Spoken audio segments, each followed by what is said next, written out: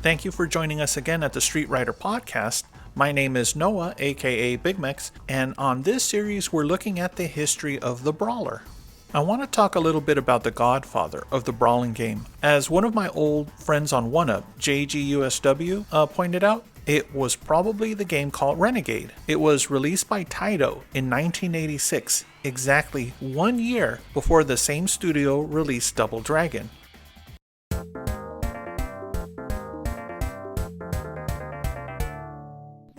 This was actually the Western version, the Western adaptation of a game called Neketsu Kohu Kunio-kun, which translates to Hot Blood Tough Guy Kunio. It was developed by Technos, and the main character was named after the Technos president, Kunio Takai. The game was about high school tough guys and gang members doing battle. Now, if this seems a little bit familiar, it's because this game, this Neketsu Kohu Kunio-kun, was sort of the basis of what would later be known as River City Ransom. The game looked and played a little looser than Double Dragon, but all the familiar elements were there. Players were constantly hounded by gang members and could use anything available to defend themselves. As with Double Dragon, players could use weapons and even the environment to their advantage. The animation and visual style of the game was the template that Double Dragon followed and refined. If Renegade had one failing, it was the brevity of the game. The 3 levels and bosses can be defeated in about 6 minutes, probably less. Double Dragon provided a more robust experience and lasted about 5 times longer. That was probably why more gamers remembered this title. As fun as Renegade or Kunio-kun was, it too, I wouldn't consider the founder of the brawling experience. And that's because in 1984, the same year that Karate Champ debuted, Irem had released Kung Fu Master.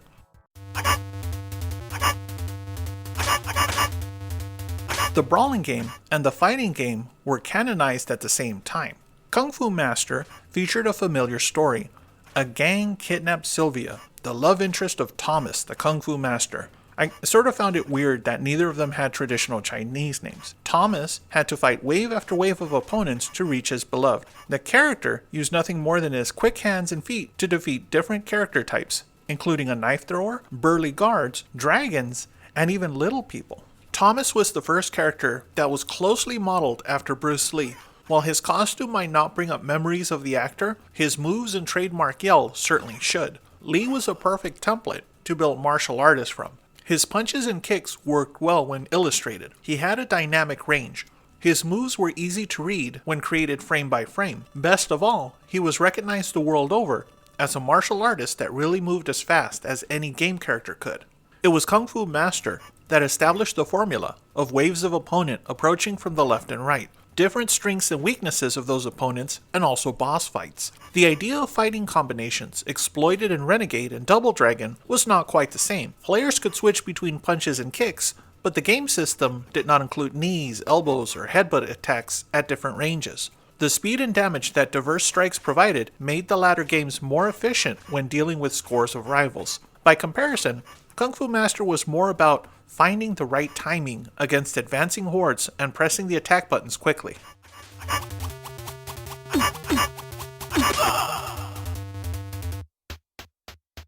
The seeds for the brawler were germinating and bearing fruit. Irem had actually planned a sequel for Kung Fu Master. They had created a prototype board featuring new sprites, animations, and villains, but with the same familiar Chinese location. The publisher was afraid that this game wouldn't be interesting to Western audiences because it was more of the same, so they canceled production on it and went back to the drawing board. A year after Double Dragon was released, Irem returned with what many consider to be the spiritual successor to Kung Fu Master.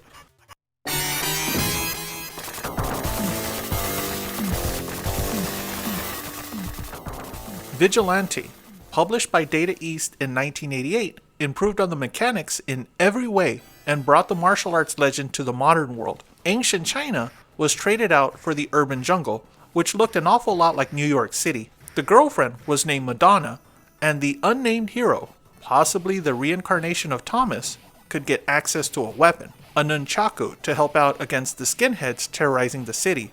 A great deal of the mechanics from Kung Fu Hero were preserved with different sized opponents sneaking up on the hero from both sides. The visuals and animations were updated thanks to the newer hardware and software. The format of keeping all of the action on a 2D plane seemed limiting to gamers. That mechanic went over well with the original arcade brawler, but seemed dated now that engines could have characters move all over the screen in a pseudo 3D environment. A few other great games would preserve the 2D legacy, and they will be mentioned later on this podcast, but for the majority of gamers, the brawler held more potential when the world opened up and brawling required more strategy. 1988 saw several other games looking to give Double Dragon a run for the title. We're going to take a look at these.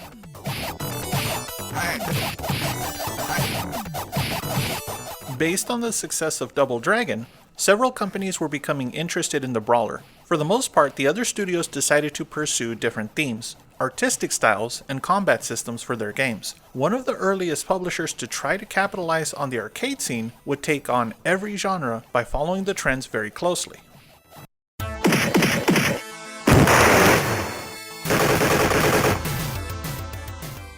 p.o.w, Prisoners of War, was released by SNK and was possibly one of the most difficult arcade games ever released. I remember I put a lot of quarters in it when I was a little kid. This game was decidedly un-Double Dragon, but featured similar brawling mechanics. Instead of a couple of tough guys chasing after a kidnapped girl, the game revolved around an escape attempt by a couple of p.o.w soldiers from a military base in a jungle. The game was not about Vietnam per se, but the connection could easily be made. The game gave players a health bar, made up in 4 parts that seemed to drop with every touch from a rival. Characters would lose lives quickly, and quarters just as fast, even with 2 players engaged in the fighting. The innovative use of knife attacks and M16 machine guns in a brawler was overshadowed by the difficult battles and relentlessly quick rivals. The game lacked balance, nuance, and the controls that a difficult game demanded. Perhaps for this reason, this game never saw much of a following or even sequel.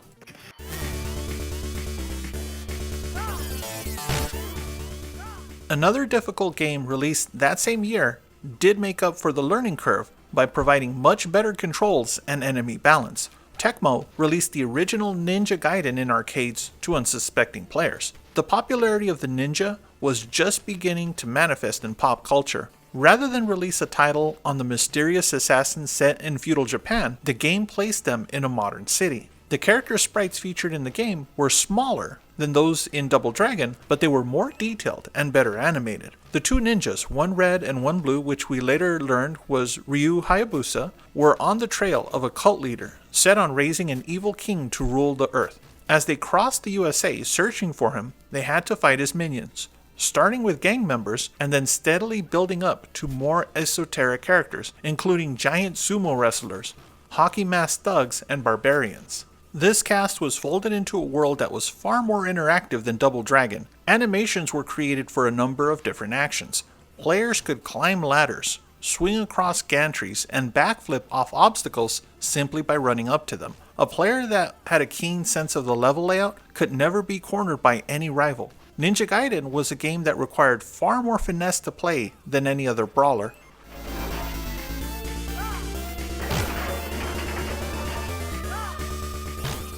Players that rushed into battle would lose lives and quarters quickly. Those that employed more techniques and used the environments to their advantage could get a long way into the title and possibly even beat it on 1 life.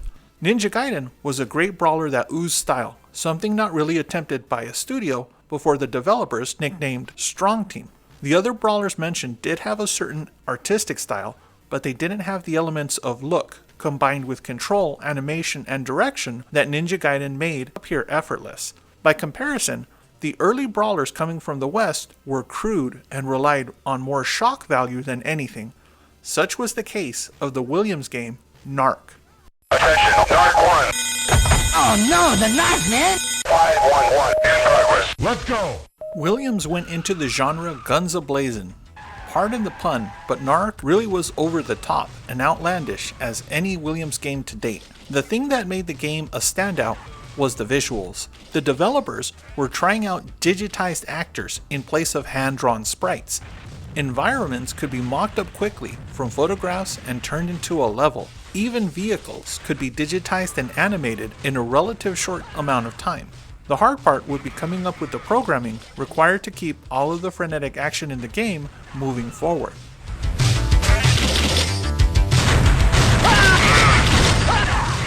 Narc was a spectacle of an arcade game. It was more overblown and outlandish than any brawler at that point. The game was loaded with drug references, violence, and gunplay. The red and blue narc agents could arrest or kill rivals with machine guns and then collect bullets or contraband.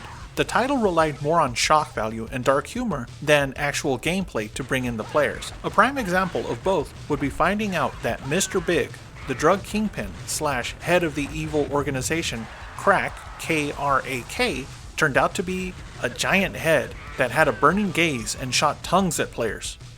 Seriously, I'm not making this up.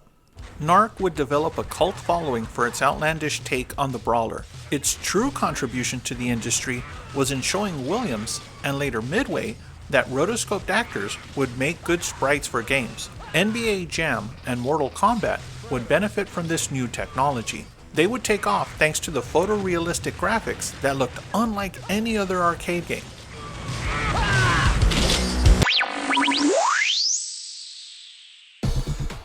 The brawler was gaining momentum, but the year following Ninja Gaiden, p.o.w, and Narc would see entirely new directions taken for the genre. We're going to take a look at these on the next episode. As always, if you enjoyed this podcast and would like to sponsor me, please visit my Patreon page. You can find me, I'm Street Writer, and consider donating every month. Every little bit helps. My computer is on its last leg, so I don't know how long it's going to last while I put these podcasts together, so I'm hoping to either fix it or replace it. Anyhow, I hope you enjoyed this episode, and we'll see you here for the next one.